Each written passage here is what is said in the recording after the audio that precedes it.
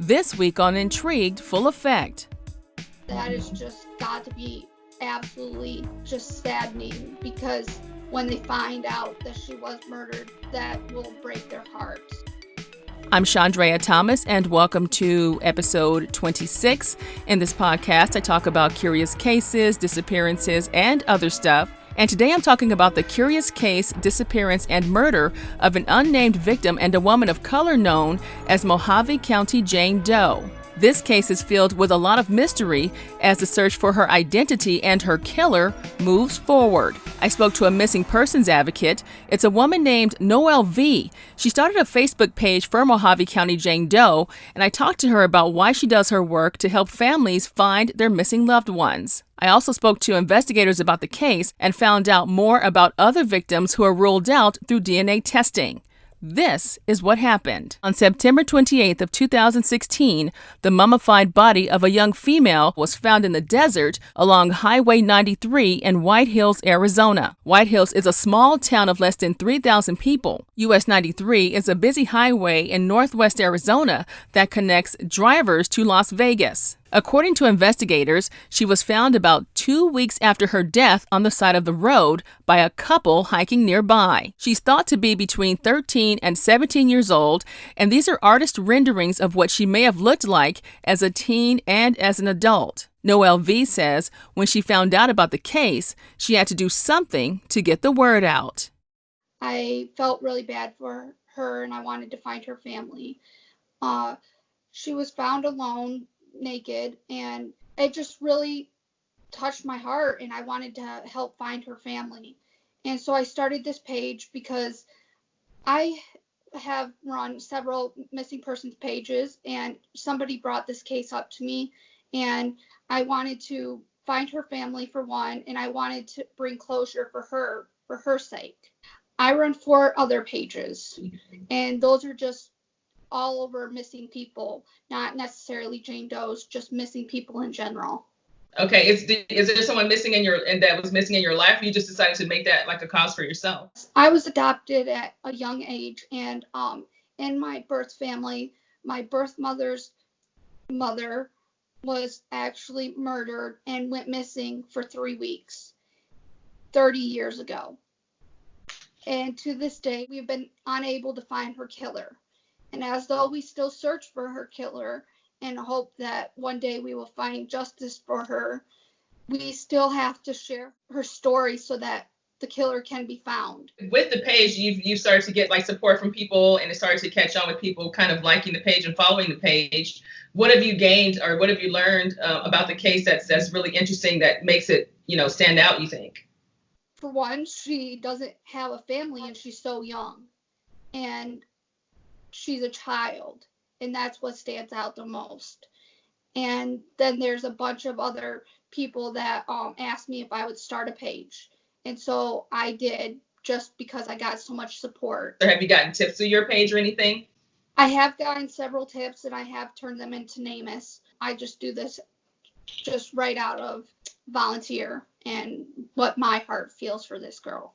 And the interesting part too is that she was found, I believe, along Highway 93. So whoever this was, it's like they were traveling from Las Vegas or to Las Vegas, but they were on that route going one way or the other. It's a pretty remote area, because I've driven to Las Vegas before. So I mean, there's like, there's so much desolate, there's nothing for like long stretches. So it's interesting that the hikers found her out there. And then the other strange thing too was that when I talked to investigators, they told me that she was found from like a geocache like game app or something that was happening at the time. A clue that they had led them to her body, which is like insane to me. So it's like it's almost as if someone knew she was there and they wanted someone to find her, so they put that information out there. That's crazy when you think about it. That is extremely crazy, and somebody did put her there, most likely so she could be found. As far as your response from people, from the public, what are people saying about this case when you do get messages or postings from other people? They mostly send in people that it could be, like Asha Degree, and a lot of times they send in that they want to get involved in the case. They want to help out the best way they can. I definitely do believe that having these Facebook pages helps. with the investigation, because people can give you tips and all this kind of stuff. Sometimes people want to be anonymous. Sometimes people have secondhand information or whatever, but it could be something that could lead to something else. I mean, how do you feel about, the impact of having like a Facebook page or having a social media presence to help get the word out about these cases? So I think that is one of the main sources that we can help identify this young lady. People all over the world share her case. And I think that by sharing a missing person or an unidentified person's case really helps in trying to find who they are or where they are. The other pages I run are mostly missing people, and I have found a lot of missing people through social media, just by people sharing and saying, oh, I've seen that girl, or I've seen that boy, and I know where they're heading, or I know where they are. And I think it's a great resource, the best resource there is. Wow. So you've actually been able to locate missing people, and they've been found alive and stuff like that? I have. So how many people have you found, and what was the situation? I found a young girl who went missing for over a year, and she had a baby in the time she was missing. And through me making a poster of her missing and people sharing it, was able to locate where she was, or even put the pressure on her to turn herself in. What I find fascinating is since I've been doing this podcast, right, and talking with people all across the country and talking about all these different cases, it's like there's this small community of people like you and I, and some of the other people that I've come into contact with through my podcast. It's like there's a unit of us, right? And we're all connected in this way, for this unfortunate cause. But it's like now, hopefully we can expand this even further with who we know and, that kind of thing. So I think it's awesome that people actually, that people care. I mean, these are people that you have no clue of who they are, you know what I mean? And you actually have a heart for them to get the information out about them. So, I mean, what do you think about how the social media or the community of people online, how they come together to try to help solve cases? What do you think about that? I think it's amazing. I think that with everything going on in this country, and that there are still people that will come together to find someone that is missing or unidentified, I think it's just amazing that you can get along just to find somebody that is missing or unidentified. Getting back to the Jane Doe, they haven't really determined or released a cause of death. I guess at this point, what do you know about that? Do you know anything about that? I do not know the cause of death, but I do know that they have determined it was a homicide. Is there anything else that you think people should know about this case, or just moving forward and trying to solve not only this case, but others from, all over the country? Well, I encourage everybody to share when you see a missing person or unidentified Jane Doe or John Doe. I encourage you to share his story on your Facebook to get the word out there. As far as the family, I mean, that's just got to be horrible for them. Whoever the family may be. That is just got to be absolutely just saddening, because when they find out that she was murdered, that will break their hearts. Earlier this year, the Mohave County Sheriff's Department posted pictures on their Facebook page of a funeral held for Mohave County Jane Doe to put her to rest as they continue to search for her name and her killer. I spoke to Sergeant John Goodwin with the Mohave County Sheriff's Department, and he told me that Jane Doe's DNA has been entered into the NamUs system and that her DNA was also compared to DNA in just under 100 other cases. A large Hollister t-shirt was also found near the body. He says the couple who found her were following a geocache treasure hunt that actually led to her location.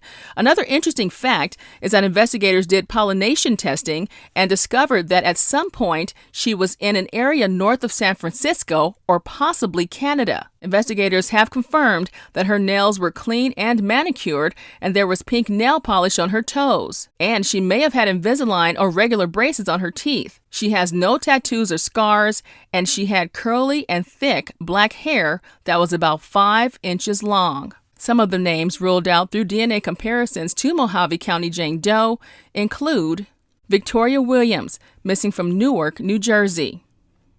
Destiny Taylor, missing from Maricopa County, Arizona. SHERYIA Grant, missing from Kilgore, Texas. Brittany Robinson, missing from Mobile, Alabama. AALIYAH Bell, missing from Rock Hill, South Carolina. Jasmine Moody, missing from Detroit, Michigan. And LASHAYA STINE, missing from Aurora, Colorado.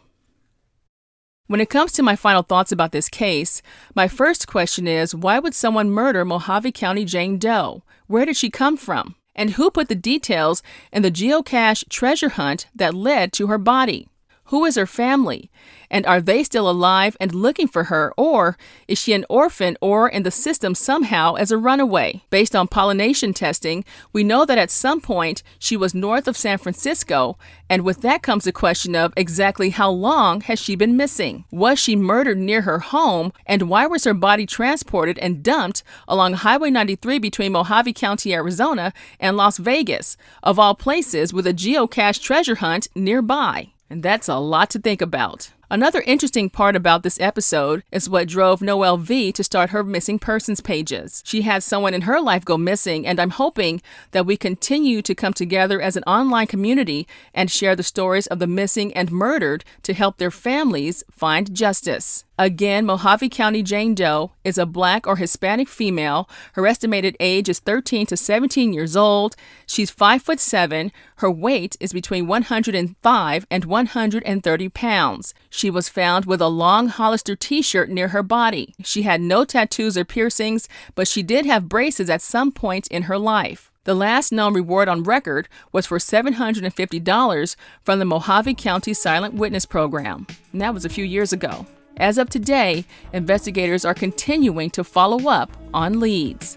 If you have information in this case, call Sergeant John Goodwin at the Mohave County Sheriff's Department at 928-753-0753 or call toll-free at 1-800-522-4312.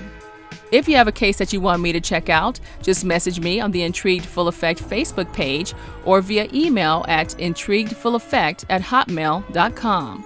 Until next time, be safe and stay true.